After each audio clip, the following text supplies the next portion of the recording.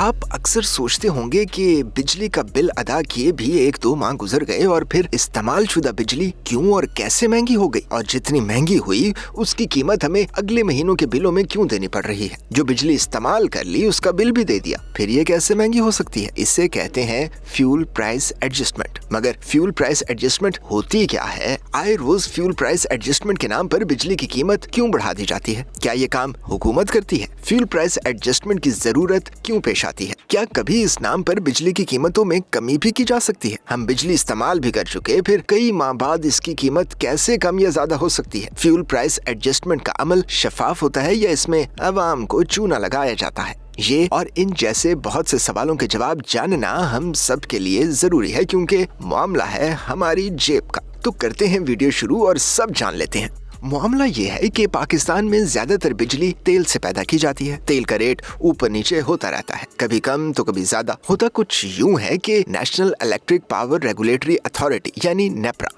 साल के शुरू में ही अंदाजा लगा लेती है कि हर माह तेल की कीमत कितनी होगी। इस बुनियाद पर बिजली की फी यूनिट कीमत बता दी जाती है। इसके अलावा कोयले, गैस और पानी से बिजली बनाने पर कितने पैसे खर्च होंगे और उनसे कितनी बिजली पैदा होगी, इसका भी अंदाजा लगाकर बिजली की कीमत तय कर ली जाती है। फर्ज करें कि नेपरा ने अंदाजा लगाया था कि बिजली का 1 यूनिट अक्टूबर में पड़ेगा 20 रुपए का। मगर जब अक्टूबर आया तो ईंधन यानी फ्यूल जैसे तेल और गैस वगैरह की आलमी मार्केट में कीमत बढ़ गई और इस महीने 1 यूनिट पड़ा 25 रुपए का। अब ये कीमत नेपरा के अंदाजे से ज्यादा है। अब ये पैसे नेपरा ने तो अपनी जेब से देने नहीं, इसलिए नेपरा कहती है कि अक्टूबर के महीने में आपने जितने यूनिट बिजली इस्तेमाल किए थे, आप इसके हर यूनिट पर 5 रुपए जमा कराएं। और अगर नेपरा ये फैसला दिसंबर में करती है तो दिसंबर के बिजली के बिल में ये पैसे लग कर आएंगे। ये बात तो आपने जान ली कि फ्यूल प्राइस एडजस्टमेंट हुकूमत नहीं बल्कि नेपरा करती है। मगर इसमें हुकूमत का हाथ भी हो सकता है, और वो ऐसे कि बाज़ औक़ात इंटरनेशनल मार्केट में फ्यूल की कीमत नहीं बढ़ती